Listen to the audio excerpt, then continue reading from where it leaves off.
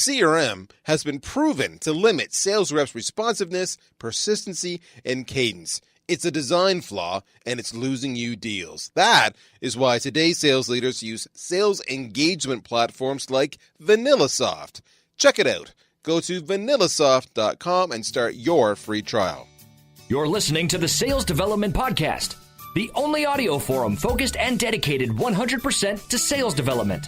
If you care about growing your skills and getting more new sales appointments, pipeline, and closed-won deals, you came to the right place. Subscribe to the show on YouTube, iTunes, or Spreaker, and be sure to go back and listen to all the episodes for the best strategies, tips, and tactics out there on running a high-performance sales development program.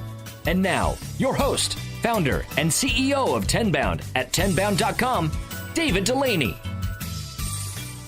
Hello, everybody. Welcome to another edition of the Sales Development Podcast. This is a very special Sales Development Podcast because we have a guest from the other side of the cubicle here. This is John Steinert, the CMO of TechTarget. John, thank you so much for coming on the show. It's great to be here.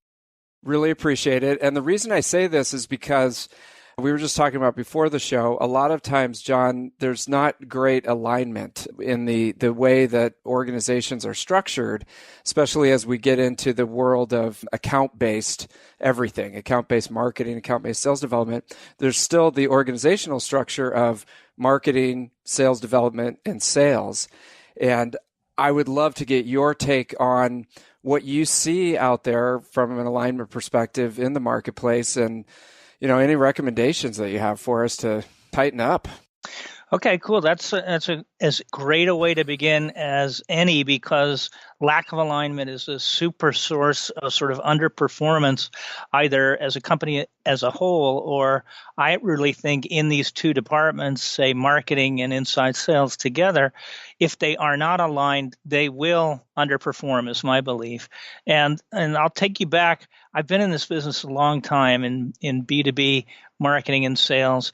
And so I keep these lessons that are profound to me that I've learned. And I learned this lesson from calling on IBM. They were trying to teach me how to be productive at the beginning of a meeting. And maybe there's some learning here for the beginning of a call too, if you're an SDR doing outbound.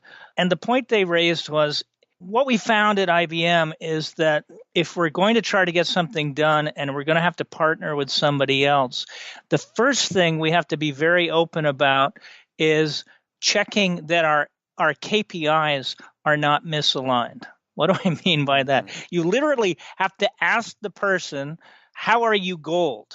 Because if you can establish right at the opening that your goals are in misalignment, you can't have a productive conversation going forward unless you choose to do something about changing the goals, which we all know is really hard.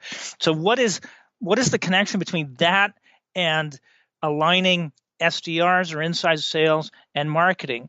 Well, if inside your organization, marketing is goaled on something like leads, and SDRs are goaled on something like meetings, you notice it's not the same thing. Yes. So SDRs are going to try to get meetings.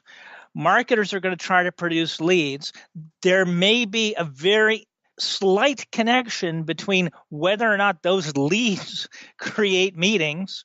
And something that I'm more interested in as a more senior guy is, do those meetings actually turn into real opportunities? So actually, I don't like either of those KPIs. I think that if a marketer sits down with an SDR and the marketer says, I'm going to hand you leads, but the SDR says, I need meetings, the SDR is going to say, I really don't like those leads. So what is the way out of this? Well, marketers in my organization need to really be goaled on productive meetings. That is the opportunity yield downstream of marketing.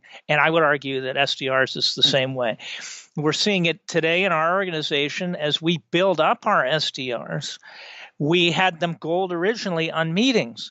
But the question is, what stimulus is there to create a meeting for these people versus a good meeting? So meetings alone is not a good KPI, and certainly leads alone are not the right KPIs.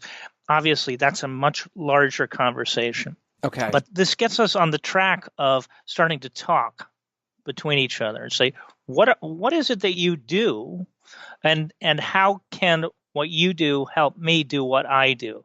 I do believe that, largely speaking, marketing is operating upstream of inside sales, SDRs. There are organizations where they're doing exactly the same thing, right? They're both doing demand identification. And there's potential for conflict there as well, because if they view themselves as being in competition, and I don't think that the SDRs necessarily see marketing as competition, but I can tell you that marketing does see SDRs as competition, that then there's a problem there. They're not going to collaborate. So they have to be inspired to function as a team, or marketing actually won't take an interest in the productivity of SDRs. So I'm talking now directly to marketing leaders to say, you've got to figure out a way to create cultural alignment in your organization that supports the SDR activity. And why do I say that? Well, the big investment that I'm seeing in B2B companies now is on the SDR side. And we're making huge investments in the human beings, which is a great benefit to have people involved, on the SDR side. So if we're going to make that investment, by gosh, we better make sure that we can make those people productive. And marketing has a lot to add, as long as it gets its mind, its heart, in the SDR game. And so I wanted to say a little bit about that, if you let me. Why might an SDR organization find value in a marketing organization? Maybe it's immediately obvious. David, do you think it's immediately obvious? Yeah. I mean, I'm from the school of thought that SDRs should roll up to marketing, but that's a whole other thing. I think if you boil sales development down, it's appointments that lead to pipeline that lead to revenue. And so, at the front end of what you were saying, why not have the same KPIs be across the board so that everyone's on the same page? But I know that that's a magic wand situation that is not at most companies. But, go right ahead. I want to hear your thoughts on it.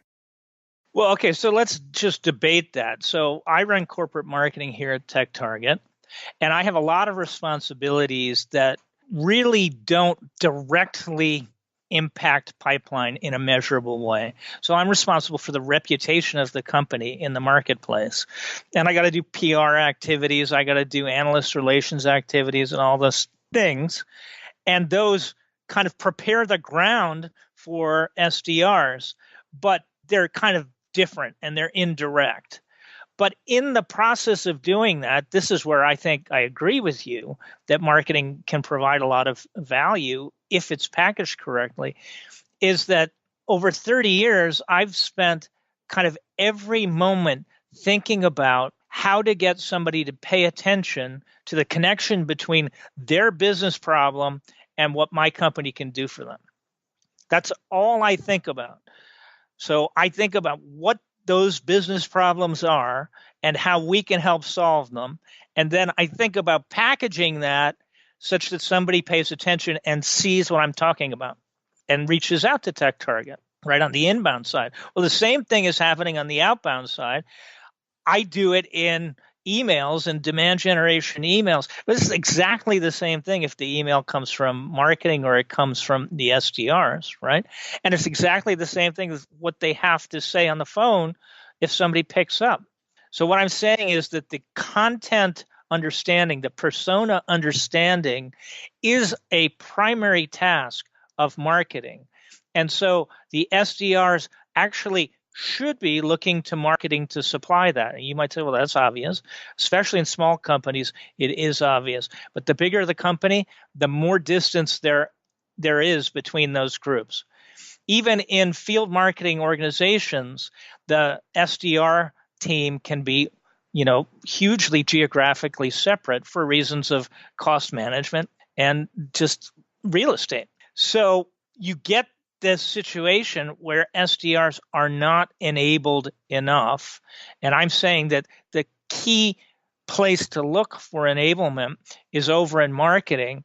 But if that process has not been built, it is incumbent on the SDR management to look to build a relationship with marketing. If marketing is not paying attention to the SDR channel, they have to actually be taught to. They have to see the benefit in it to them. And so it could be that marketing's KPIs are wrong and they're not getting, and this is something marketers really care about, they're not necessarily paid on it. Some organizations are, some are not, but they definitely have a real chip on their shoulder about getting credit for the work they do. So if an SDR manager is not getting enough great enablement out of marketing, I'm saying that the SDR should create a relationship with somebody in demand gen, somebody in field marketing, all the way up to the CMO if necessary, to say, we need your help. We think you guys understand the persona in ways that could enable us, and we are not staffed or built to enable ourselves. So we will credit you.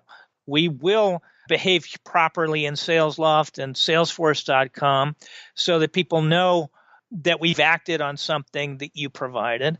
But what we need you to do is to figure out ways to enable us with understanding of our target audience, with subject lines, with scripting guidance, all that kind of thing. And then you begin to create this relationship between the two organizations, which should be synergistic, but too often is not. It's really tough. And it's just interesting because, you're making me think on the KPI side, if all three of the organization were focused on driving the appointment, which led to pipeline, which led to revenue, it just seems like it would make a lot of sense if just all three of them had the same KPIs, because everything, and challenge me, everything that you're doing on the PR side and the analyst side and everything that you're doing with the brand and aligning the product with what the customers need and stuff like that, it all is going into building a great reputation, which would cause some important decision maker to pick up the phone and want to talk to you, which leads to an appointment. And so, which leads to pipeline, which leads to revenue. So why not just hold everybody accountable to the same three things? Yeah. I mean, I think it's obvious. It's staring us in the face. We got to think about what are the barriers that are keeping us from doing that. Mm-hmm. And I think the primary barrier is that sales-leaning organizations don't think about doing it simply because they're so focused on doing the best they can with whatever they have. So they're not necessarily going to reach out to other organizations to help. They're not going to look at KPI barriers that exist in other organizations that are preventing those organizations from helping them. And marketing folks, by the same token, aren't necessarily tasked with creating sort of physical relationships with individual accounts and individual people. Marketing is very much a one-to-many kind of practice. And so, there are very few marketing people and relatively large target audience.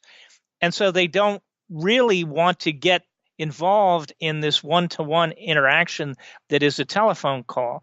So it's kind of something they want to stay away from.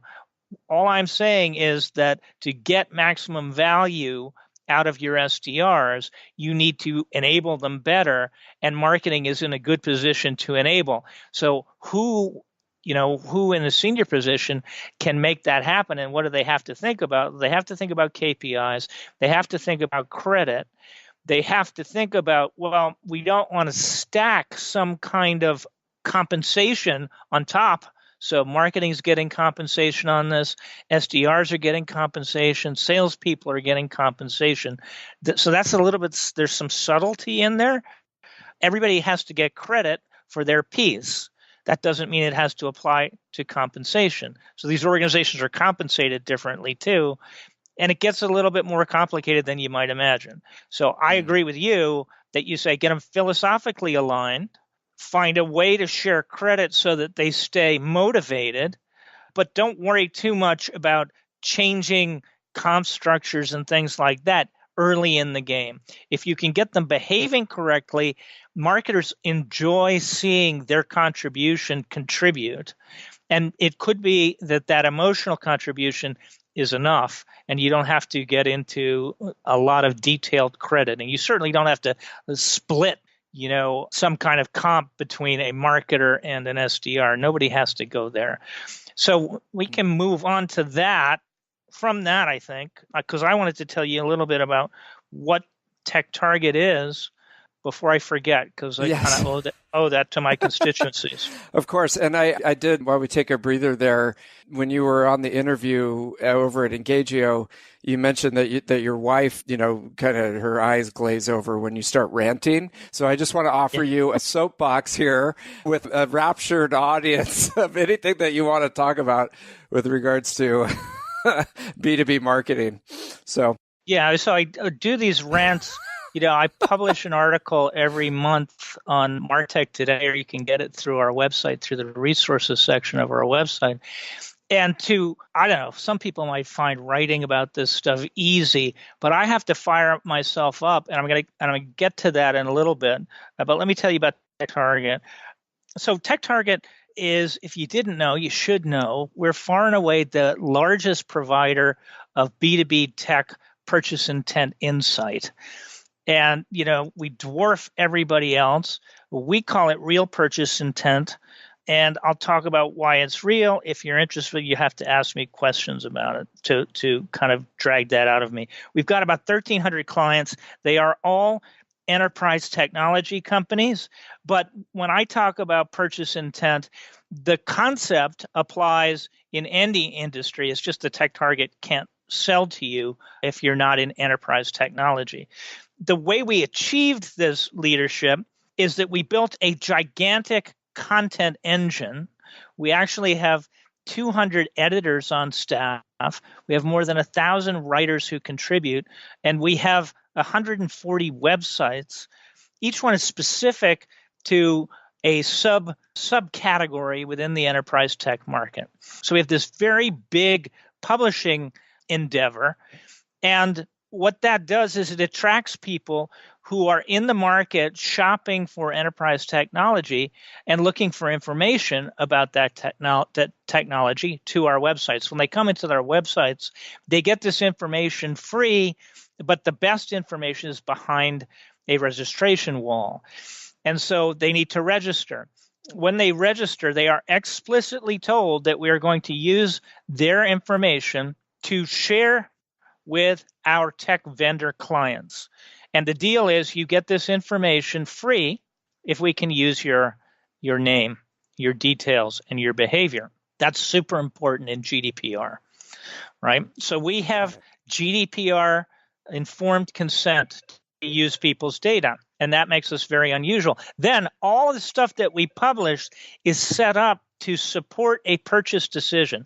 It's exactly as you would do on your website in your company if you were publishing content correctly. So what we've done over time is we've mapped buyers' journeys and how people buy enterprise technology, and we build the documentation, the editorial, to support people in different parts of their buyer's journey. Then on the back end, we can watch what people are doing. And these are actual people, right? We have their names, we have their contact information, we have all that stuff.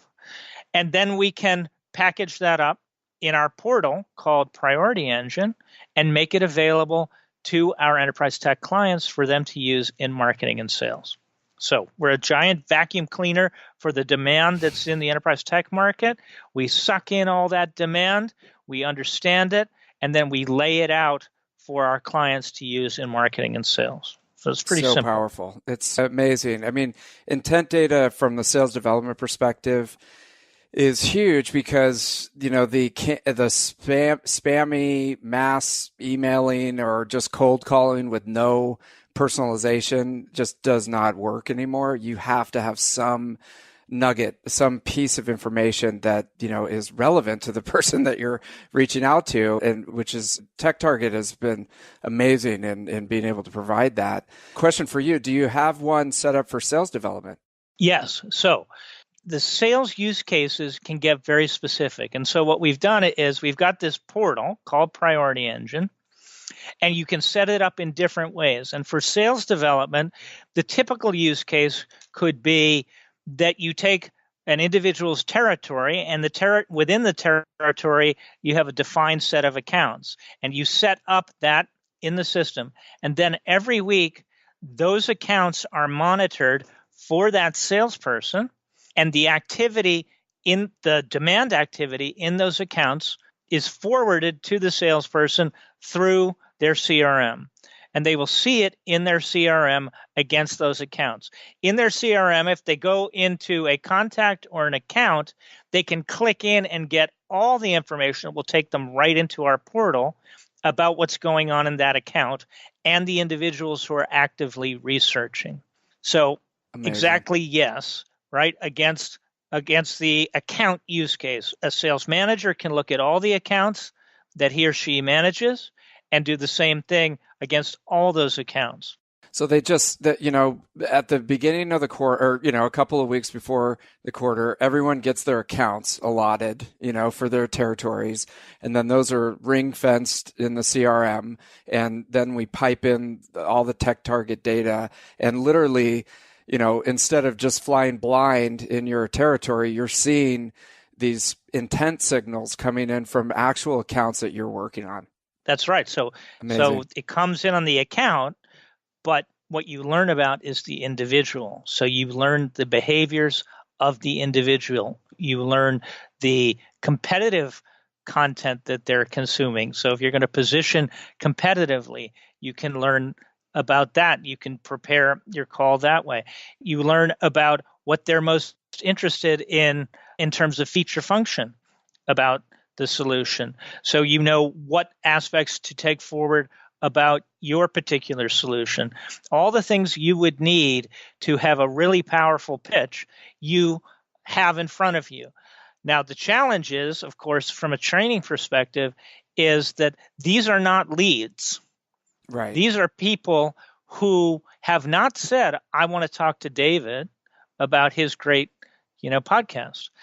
In fact, they don't know that you're watching them. So how do you think you should reach out to them? Well, you should reach out to them as an expert in a subject area that clearly matters to them right now. And you can do that using references. You can say, look, a lot of our clients in this particular solution area, call it flash storage, are really concerned about things like security or latency or something like that right now. Is that something that you might want to hear more about? Right. And they will answer, because they're in a buyer's journey. Yeah, a matter of fact, that would be really timely. What a coincidence. Right? And so we say, do things like, say, we've got some consultants who are going to be in your area in the next couple of weeks. How about they drop by and take you through our point of view on this? And those consultants are obviously field salespeople. Okay, this is basically like taking a machine gun to a knife fight. Okay, because how? Okay, so you gave us an example. How do you guys use TechTarget at TechTarget? Because I'm assuming that you have it plugged in, obviously. Well, yeah. So we have it plugged in, but remember that we're selling MarTech solutions. Okay. To technology companies. So we have to use it a little bit differently, but we use it in a variety of ways. We use it to see, we've got HG data embedded in the product. So we use it to see what is installed in their MarTech stack. We use it to see what the client is doing in terms of their mentions on our websites, what they're doing in terms of their marketing on our websites. We analyze the performance of their marketing for them, and we use it to see if they're not clients, right, to pursue prospects. But we don't actually use this third-party intent. We use our own first-party intent, which is much more typical to most companies. So there isn't a third-party intent resource like TechTarget for the MarTech space that we play in. But there is first-party intent, and that's signals from your website signals through marketing automation, signals through your CRM. And we use that intently, in all our SDR activity. Yeah, so that's we interesting. study Yeah. Yeah, I was going to say, if there's any entrepreneurs on the podcast today, looks like a great opportunity. I'm surprised Scott Brinker hasn't come up with a publishing empire to start. Well, he is, right? He's okay. on his way. Yeah, So okay. basically, the Martech show and that whole group has a publishing empire, and they publish things that could be used to generate intent. But the key thing, that the real secret sauce, is you've got to publish stuff that follows the buyer's journey. So it can't just be top of funnel. It can't be general stuff.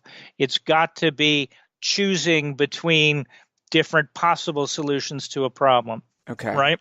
Right. And these are things that, G2 Crowd and those folks are providing intense signals, real intense signals about, but nobody has it quite as robust.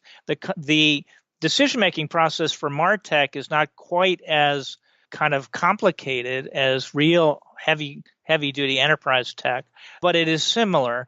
And you should expect to see us play in that. We play heavily in the CRM space, in the HCM space. MarTech right now is a hugely fragmented market, and once it starts kind of settling down, you'll see TechTarget doing a lot of stuff there. Okay.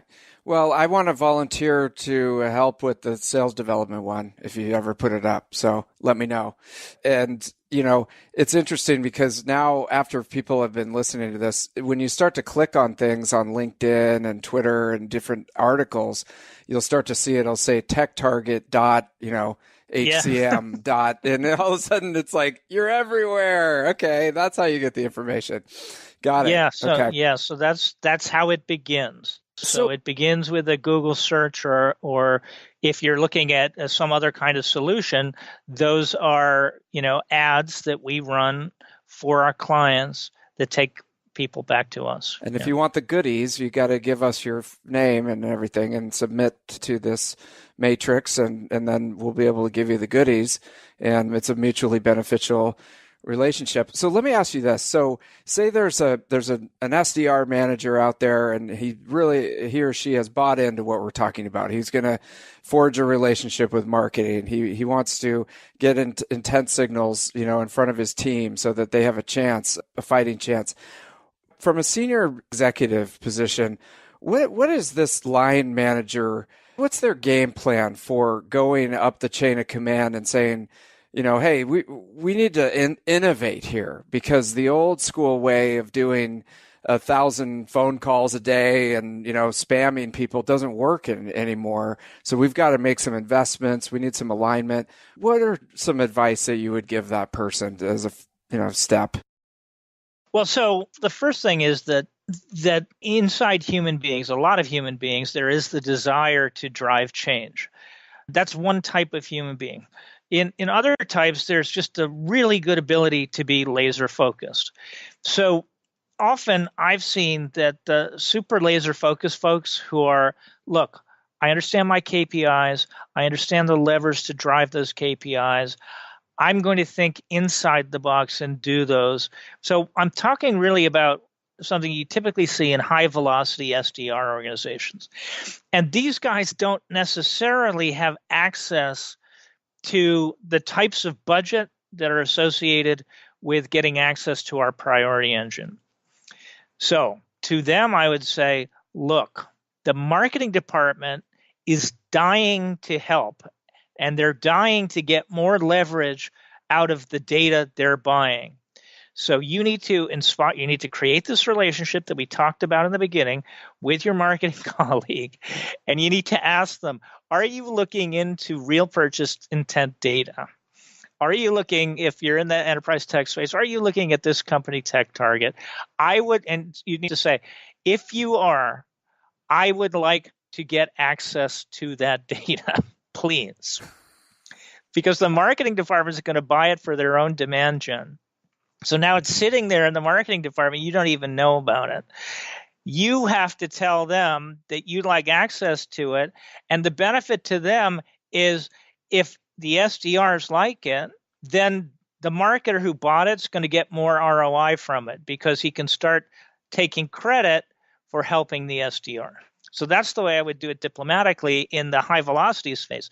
But in the ABM space, where you've got a little sort of more bandwidth to think about things, you maybe have more budget, that's where it gets really interesting, because we're talking maybe some hybrid inbound, outbound kinds of stuff. We're talking about less high velocity, more preparation.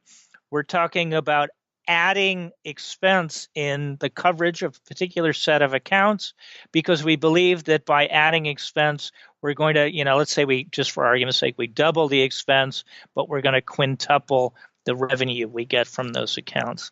There it starts to be really interesting, because there you're going to want your SDRs in the system, in Priority Engine, really studying what's going on in their accounts. And that's what I wrote one of my latest articles about. I might have titled it in a way that was kind of too funky for sales folks, but marketing folks often kind of like out there titles. It's something about the cosmic slingshot for sales. So why do I come up with these titles, and how does that inform, would you ever put that if you're an SDR in an email? Well, here's when you would put it in an outbound email. See, a few months ago, 2 months ago, we had sent this probe out to like the planet that was further than anything ever that had been reached from Earth, yes. Right? And in order to get satellites or probes to these distant things, because you can't put enough fuel on the rocket, you use the gravity of different planets to slingshot you out somehow faster, to get there without having to use rocket fuel. And so what I was trying to say is, okay, well, so this is happening right now in the real world, and kind of a metaphor for it exists in your own kind of mundane, but equally sometimes as exciting SDR world. And so I was talking about how can you really accelerate things that are happening in your pipeline? And so I called it cosmic slingshot for sales, referring to this gravity assist function that they use when they're doing, satellite probe, send-offs. So the idea is that, and I think you call it in the hidden funnel, right? The idea is that there's all this stuff that's going on at your prospects, that because the only tool you have to read this activity is, at worst, you've got some Marketo signals. At best, you've got that combined with some web signals, but that's really only what's coming into you. You don't know anything about what they're doing outside of when they visit your website or they respond to one of your campaigns. So there's this whole hidden set of demand signals that you can't read. And that's why you need purchase intent, because it's going to give you a lot more information about what's going on in those accounts. So if you're going to make the investment in ABM, which means you're going to be spending more energy on a smaller set of accounts, you ought to make the investment in getting more signals about what's going on in those accounts. And I think that the great SDRs do this naturally, right? They're constantly probing LinkedIn to see if they can find some hook that will help them open a conversation or personalize a conversation if they get somebody on the phone. These signals, yep, mm-hmm. Right? Yeah. I mean, so these signals work exactly that way. I mean, I do it every time. Like I look you up and down on LinkedIn to say what makes this guy tick before we got together for this podcast. And I think that that's really, that's not just a business thing. That's a human relation kind of thing. So LinkedIn is really good to see if you have something in common with your audience. Well, purchase intent data gives you information about that person that you can use to have a resonant conversation with them. Now, you have to commit to thinking about what that information is telling you, and you have to commit to practicing a conversational style that allows you to do it. So now let's compare and contrast an ABM team, inside sales team, with high velocity. On the high velocity side, it's not fair to expect high velocity SDRs to make the time to do what it takes to create resonant conversations with their target audience. The guys have to make so many calls that they just don't have the time. So it is incumbent on their management to create this relationship with marketing and to inspire marketing to build its outputs with SDRs as a target. What do I mean? What I mean is that we create assets that we send out to the prospect audience. Those assets what's in those assets should be explained to SDRs. But you can't have them read a 1,500-page article to get the key points. They don't have the time for it. We create assets that target particular personas, but you can't you can't expect an SDR who's only been in the job at most a year, maybe 2 years. Tenure now is 3 years at some of the SDR organizations, and that's considered long, right? It's only 3 years experience thinking about personae that represent people with 15, 20 years experience. So you can't expect the SDR to know that. You have to tell them. And you have to tell them in a way that they can use this information. You have to say, okay, this is for marketing ops. They think about these 3 things. Right. That's what you have to know. Now, and I've got some signals that this marketing ops guy is thinking about using something in addition to contact data, right? So he's on this part of our website. He downloaded these things. It means this. Then we go to start the conversation this way. And so what we're doing at TechTarget now is we have an enhanced module on the product where we actually go out and research the deals that we see that are developing. And we go and we call these folks using researchers and we ask them, we say, we think we see a project. And as TechTarget, the editorial organization, we think, because we can see this person because they're a member of one of our websites, right? We think that you might want some help navigating TechTarget to find the right content to help you in this deal cycle. So when they say yes, we say, well, tell us more about the deal. We now collect that information and we include that in Priority Engine as verified projects in the system. So now you have this information. When we provide information about a verified project, we actually provide scripting for what the SDR should say. We don't do that for all the prospects that are in there, the active prospects, but we do that when there's a verified deal. And the reason we do that for a verified deal is that it really sucks if you don't treat a real deal that's happening as something extra special. So if you blow it as an SDR calling into something where there is actually a project going to happen, you've totally lost it, right? That's a closed loss as soon as that call fails. So your team is actually assisting your clients in this project. Is that correct? Tell me more. So more. Your researchers will notice when a project is happening on the client side that affects one of your customers, and then reaches out and makes this assist. Yeah. And then actually, okay, so but this would be more of an ABM on the ABM side versus the velocity side, I would assume.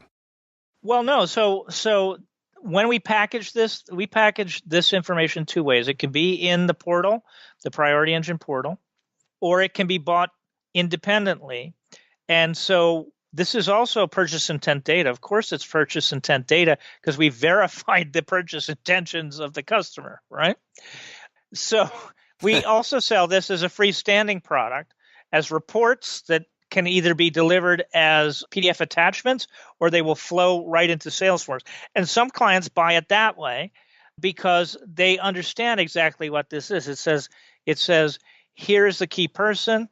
Here are all the elements of what they're buying, what's installed, what their key pain points are, all that stuff. It's much more expensive than just buying the prospect behaviors. But it's very powerful and it works for field sales. It works for SDRs, and it really works for channel partners too, because channel partners need that information when they go in to say that they're really the best partner to help install or select and install a particular solution.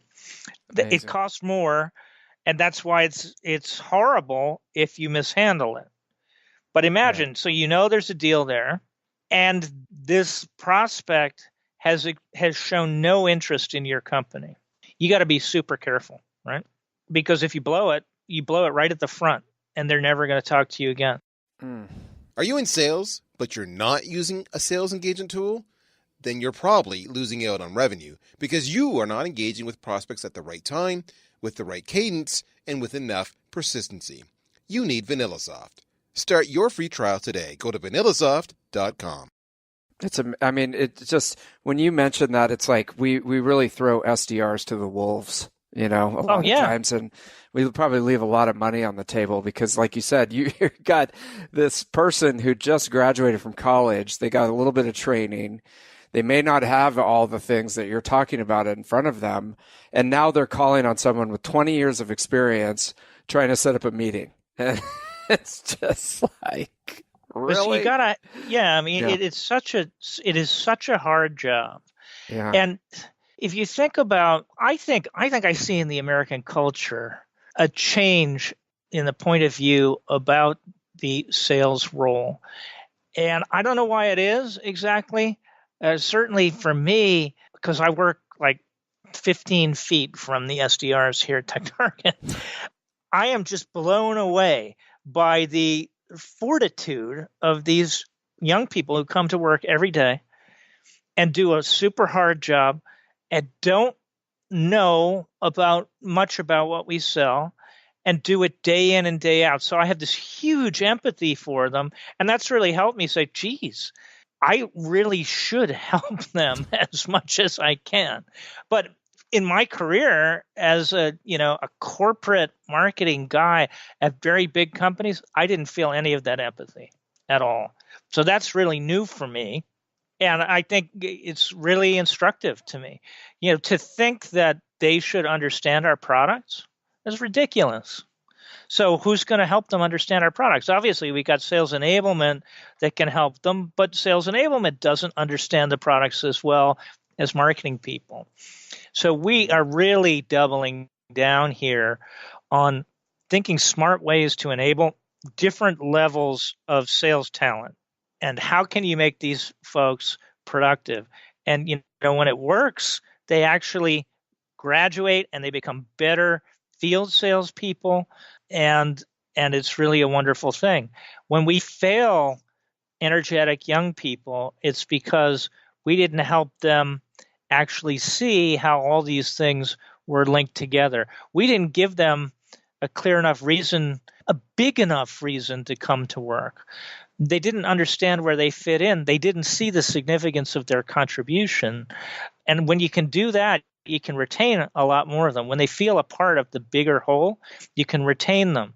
So I really think it's horrible to separate out your SDRs in a way that blocks them from feeling like they're part of the whole working organism. I do, the balance you have to strike is you can't train them too much, but you can enable them, and you can just be nice to them. There you go.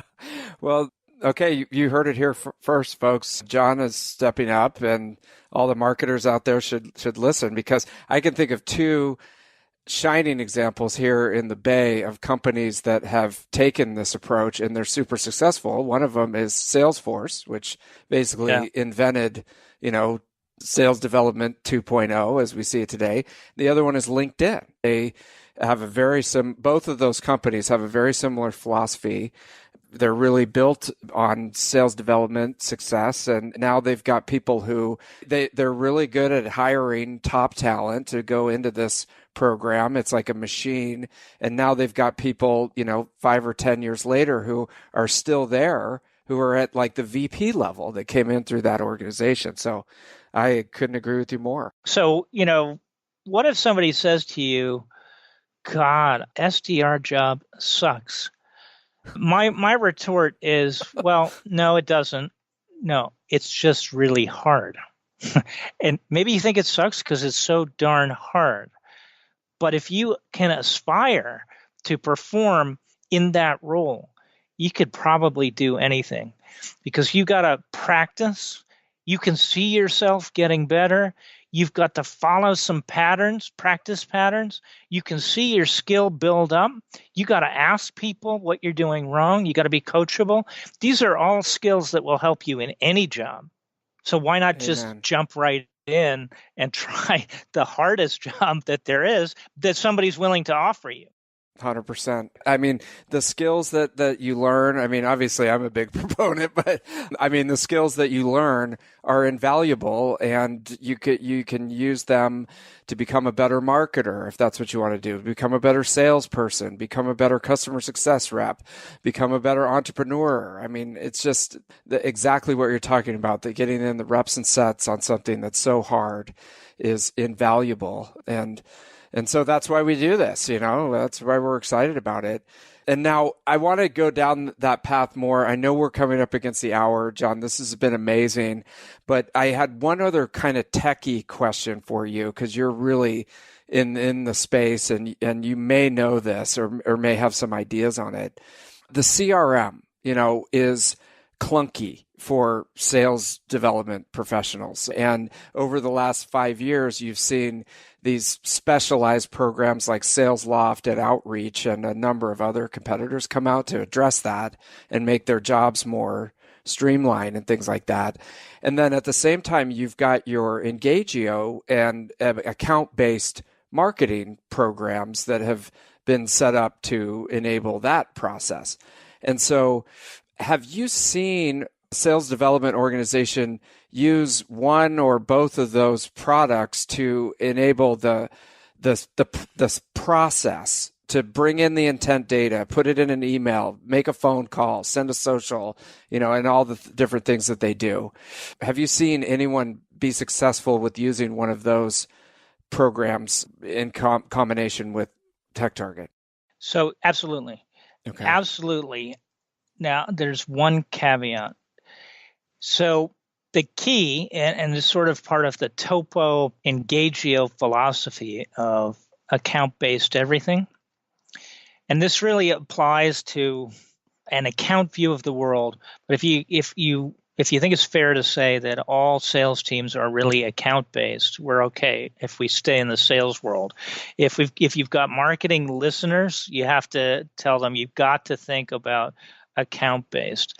So if you are in the account-based world, in the account-based mindset, you are thinking about demand in terms of it's existing within accounts in your patch, right? You're philosophically aligned with the way demand actually exists in the world, right? Nobody's buying an enterprise tech solution for themselves at home.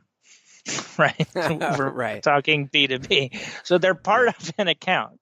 Okay. So as long as you have that philosophy, you're starting off correctly. Now, if you're using a SalesLoft and you're just pulling names out of CRM to put in cadences, you have to make sure that you're pulling those in a sensible way. And following this account-based philosophy is you're going to be applying your calling volumes against specific accounts.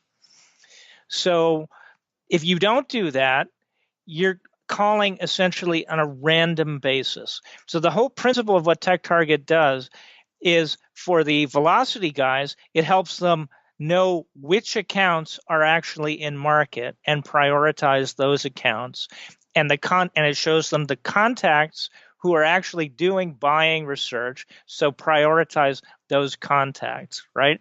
It's very different from just buying a Discover org list or Zoom info, now the same, Discover Zoom, and calling everybody in the companies. That's a huge waste of time because a large percentage of those folks aren't in market. So they don't want to talk. They have no reason to talk to you. They have no reason to even research your solution. So fundamental to purchase intent is that you want to concentrate your effort, whether you're an ABM SDR team or a high velocity team, on those accounts that are in market. So that's point one. You're going to concentrate on a certain set of accounts. In the high velocity world, it's those accounts that have been assigned who are in market, right? And you want to apply all your efforts to those. Then what does that mean on a single account basis? Well, inside the account, we'll provide you the prospects who are actively researching. This is a really interesting thing. So there are a lot of companies out there who tell us as clients that the marketers will tell us that you can't supply any leads to us for anybody with a title below director. Well, the problem is, for the most part, directors, VPs, CMOs, CFOs aren't spending their time surfing the web looking for solutions. They got people for that. And so the signals that somebody is in market are going to come from people who are not the folks that your field sales wants to call on. But they are the folks that your SDRs should be engaging with to work up the ladder to find who the decision makers are. So fundamentally, the SDR motion has to support the way deals actually take shape or are expressed in behavior. And it takes us all the way back to the KPIs conversation. So if your SDRs are told we only want you calling on director or above, I think they're going to fail because they're going to miss the signals that are coming early in the process from the folks who are actually doing the research, either directly for their management who has said, go find out about this, or because they're innovators in their own right and they're trying to solve a problem for their company. So this is make sure you see that buying group and do not give up on that account until you've tried everything you possibly can. If you see business happening in that account, don't go to the next account. So how can you get your SDR team to make sure it must engage with that account if that account is spiking a lot of demand signals? This is a change in KPIs too. So you have to help them prioritize and give them license and inspire them to break into certain accounts, not to move on from one account to the next. It's just like if you're a sales manager and you see a lot of opportunities stalled, you're going to ask your field salesperson, what is he doing to advance those opportunities? That's what we're talking about here. It is reason to concentrate on an account and not give up. You're going to try all the active prospects. You're going to try contacts around the active prospects. You're going to get through to that company. And that makes it very different. So that applies further down the pipeline as well. So once the opportunity has left the SDR space, you still want to monitor that activity because you've got to know what is going on in that account that you can't see. The field sales guy can't be pinging that account constantly or the account's not going to answer. You need to provide that insight to them so they know if there is competitive incursion happening in that opportunity. You can see that with TechTarget intent data. You can't see that very many other ways. Got it. Okay, so it's a larger strategic approach to how you organize it versus, just like you said, downloading a Discover org list in a sales loft and having at it. You've got to take a step back and set it up correctly at the get-go. Otherwise, you're just kind of spinning your wheels. I could see one pushback from the SDR manager and I guess this is an enablement question, is, hey, there's a signal coming in from a low-level person at the account that they're doing some research because directors and VPs don't do this. This is what lower-level people at the account do. There's a signal coming in. Now, instead of just, oh, that person's too low, I'm going to move on, I'm going to spend some time there. But I could see the manager going, why are you spending all this time talking to, this very low-level person when, to your point about the KPIs, we only get credit if we set up a meeting with the director. Why are you spending all your time doing this? Yeah, well, so training. the first thing is they're not going to appear as a high priority account in our priority engine if it's only one person. So part of what shows you that the account is actually in a buyer's journey is that it's multiple people, it's sustained over time, and it's lots of activity. So don't in your mind equate this with they downloaded one white paper or some really active, intern is really stoked and is downloading lots of white papers. That's not what we're talking about. We're talking about a pattern of behavior among a number of people that aligns with the benefits of your solution. So you will see what they're reading about. You will see the intensity of their activity. You will see multiple people. And it's then that you don't give up.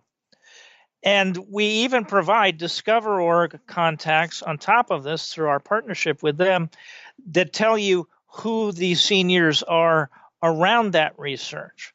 So you could call them directly. They may not even know that research is going on. I believe that the proper way to do it is to engage with those lower level people and talk to them about where they are in the project, what kind of help you could give them to start talking about solutions with their management. Got it. So you're actually creating you're a partner. You're partnering up with them. You're trying to help them. And so, so this is going to be, new training for the SDRs if you're doing something like this, because it's not just, I'm going to set up a meeting. I got to set up a meeting. It's like, how can I partner with this person to navigate the organization? Because we know there's something happening here and we have to get more people on board and have more meetings. And it's a much more sophisticated operation than how you used to do it in the old days. Yeah. Well, so in the high velocity case, I'm just saying use those signals to get any meeting in that company. Right.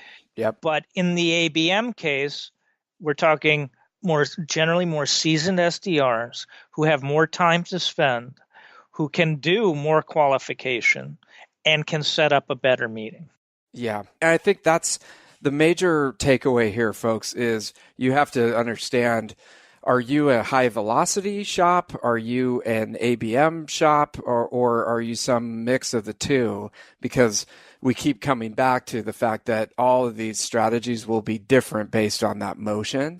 And so that's kind of the first thing that you have to, for some people, making all those calls and just trying to touch as many people is going to work because it flips over fast. In others, when you're going way up market doing ABM, you got to be more sophisticated. So. Yeah, I think for either case, you don't want to abandon an account where there's a buyer's journey happening. Right. So you want to apply your dials in high velocity to that account. You want to increase the number of dials to that account, right, across more people, rather than increasing the number of accounts you're touching. Right. Yep. Exactly, because there's something going on there, and that's the huge difference. Is there's something going on there at that account? There's some kind of research happening on the project that you can help with, versus this list of 100 other accounts where there's nothing going on. They're not interested. I mean, they just don't have an issue that you can solve. So don't waste your time over there until you actually see something happening. That's right. And that way you can optimize how many more people are you going to add, how many dials do you need them to do, and you're not going to blow out your hiring when in fact there isn't that much active demand you can access in your market, right? You can get a much clearer picture of how much active demand there is in your market, and then you can actually build your SDR team up to that level and their dial counts and all that up to that level. So like our subscriptions are based on how many prospects, active prospects, these people exhibiting signals, will we send to you every week? And you could actually map that to your SDR staffing. Now you could say, well, in addition to TechTarget, we want people doing high velocity just with contacts from DiscoverOrg. Go to it. I would argue you're wasting your money, and someday somebody's going to find out that you've got a lot of calls where you never get through, or there's, even if you do get through, there's no business there. So what exactly were you doing? Now, maybe it's good if you were communicating a positive brand experience, but that would be brand spend. It wouldn't be effective sales activity. Wow. Okay, that is really interesting. I mean, and it's too bad. Again, the TechTarget, has a certain amount of coverage, but there's a lot of companies that could really benefit from what you're talking about, because they wouldn't waste all their time just randomly cold calling. They could really dial in their headcount on what is actually there. So that's really interesting. Yeah, I mean, but I think it's pretty true right now that in the B2B space, there aren't a lot of companies. This isn't true in the consumer space. The B2B space, folks aren't yet really managing SDR spend that tightly. In my marketing department, one headcount is incredibly hard to come by. But, we add them SDRs like mad.